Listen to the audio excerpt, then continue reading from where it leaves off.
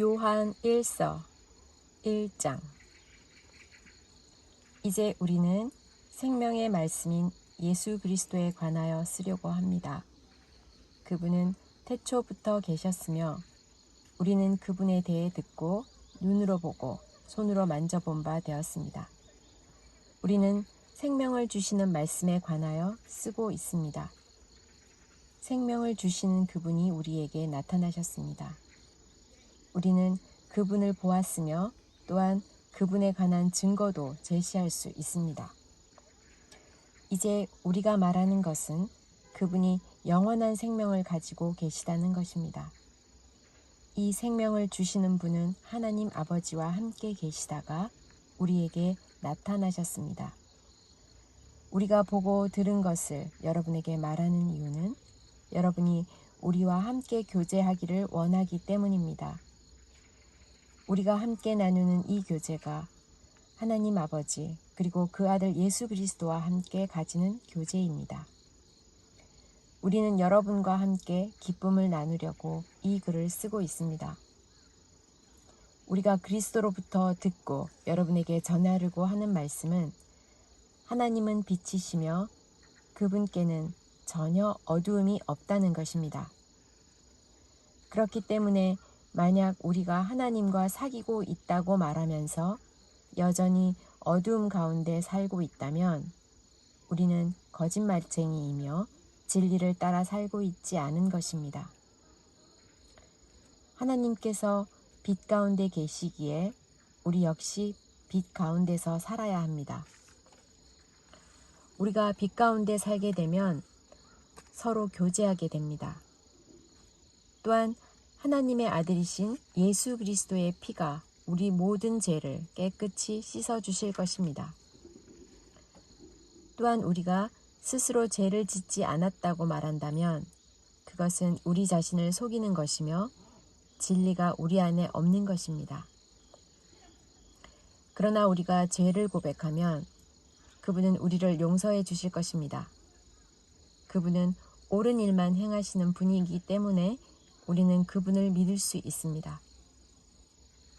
그분은 우리의 모든 잘못을 깨끗하게 해주실 것입니다.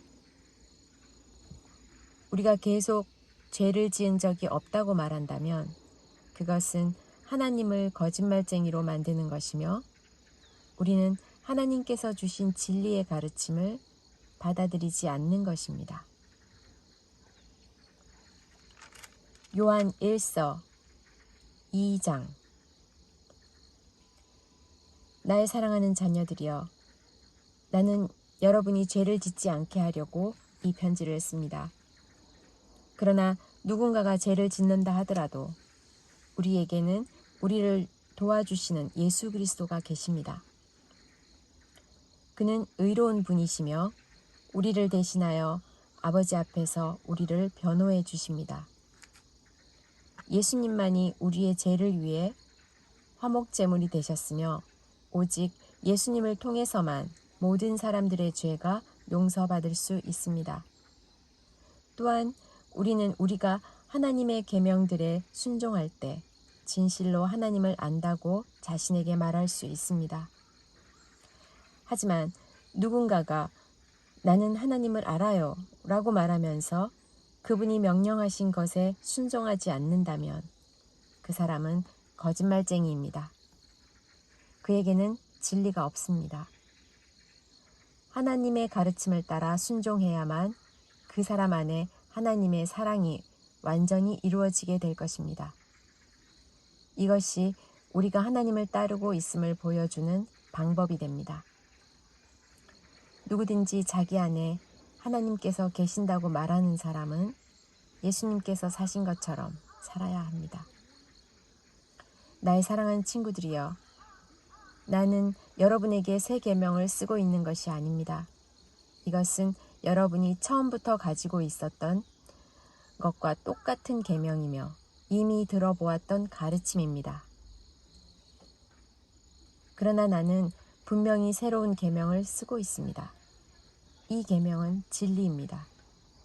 여러분은 이 진리를 예수님 안에서 그리고 여러분 자신 안에서 발견할 수 있습니다. 어두움은 지나갔고 이제는 진리의 빛이 밝게 비치고 있습니다. 나는 빛 가운데 있습니다 라고 말하면서 자기의 형제를 미워하면 그는 여전히 어두운 가운데 사는 사람입니다. 자기 형제를 사랑하는 사람만이 빛 가운데 살고 있는 사람이며 그런 사람은 다른 사람들을 잘못되게 하는 일이 없습니다.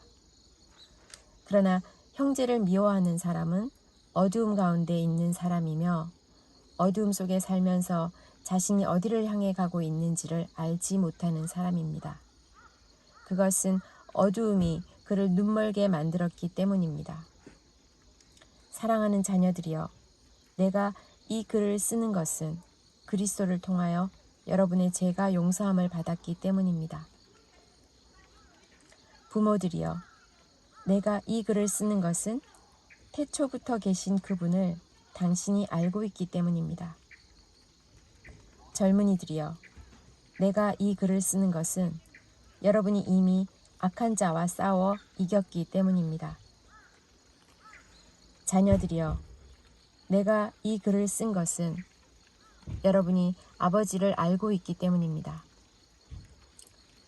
부모들이여, 내가 이 글을 쓴 것은 태초부터 계신 그분을 당신이 알고 있기 때문입니다. 젊은이들이여, 내가 이 글을 쓴 것은 여러분이 강하기 때문입니다. 하나님의 말씀이 여러분 안에 살아있으므로 여러분은 악한 자와 싸워 이겼습니다. 이 세상과 세상에 속한 것들을 사랑하지 마십시오. 누구라도 이 세상을 사랑하게 되면 그 마음 속에 하나님의 사랑이 없게 됩니다. 이 세상에는 악한 것들이 있습니다. 그것은 바로 우리 육신을 즐겁게 해주는 것, 우리 눈을 즐겁게 해주는 것, 우리의 삶에 대해 자랑하는 것입니다. 이러한 것들은 아버지께로부터 나온 것이 아니라 세상으로부터 나온 것입니다. 이 세상은 지나갈 것이며 사람들이 이 세상에서 그토록 갖고 싶어하는 것들도 다 사라지게 됩니다. 그러나 하나님의 뜻대로 사는 사람은 영원히 살 것입니다. 사랑하는 자녀들이여, 마지막 때가 가까워 오고 있습니다. 그리스도의 적이 올 것이라는 말을 여러분은 들었으며 이미 그리스도의 적들이 많이 나타났습니다. 그래서 우리들은 마지막이 가까웠다는 사실을 알 수 있습니다. 그 적들은 우리의 모임 안에 있었습니다.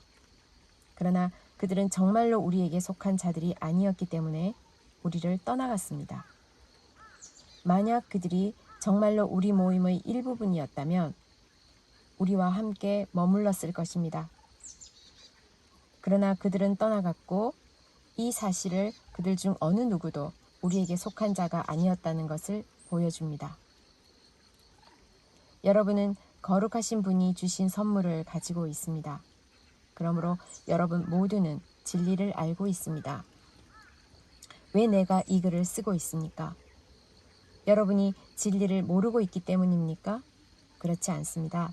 내가 이 편지를 쓰는 이유는 여러분이 정말로 진리를 알고 있기 때문이며 또한 진리로부터 어떠한 거짓말도 나올 수 없음을 알고 있기 때문입니다. 그렇다면 누가 거짓말쟁이입니까?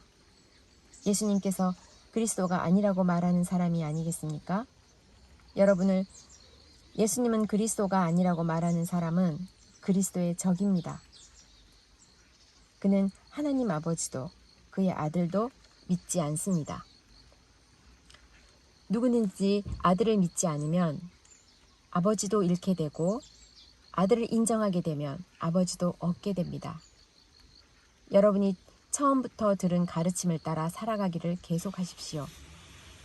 그 가르침 안에서 계속 살아갈 때 여러분은 아들과 아버지 안에 머물 수 있게 됩니다. 이것이 바로 그분이 우리에게 약속하신 그것, 영원한 생명인 것입니다. 나는 여러분을 잘못된 길로 인도하려는 사람들에 관하여 이 편지를 쓰고 있습니다. 그리스도께서는 여러분에게 특별한 선물을 주셨습니다. 여러분은 이 선물을 갖고 있기 때문에 어떤 다른 선생으로부터 가르침을 받지 않아도 됩니다. 성령께서 모든 것을 가르쳐 주시며 진실되고 거짓이 없으십니다. 그러므로 성령이 가르치시는 대로 그리스도 안에서 살아가기를 계속하십시오. 나의 사랑하는 자녀들이여, 그리스도 안에서 살아가십시오. 우리가 이렇게 살아가면 그리스도가 다시 오시는 날 두려워하지 않아도 될 것입니다. 우리는 숨을 필요도 없고 그분 앞에서 부끄러워할 이유도 없을 것입니다. 하나님께서 의로운 분이심을 여러분은 알고 있을 것입니다. 그렇다면 옳은 일을 하는 사람만이 하나님의 자녀가 될 수 있다는 사실을 기억하십시오.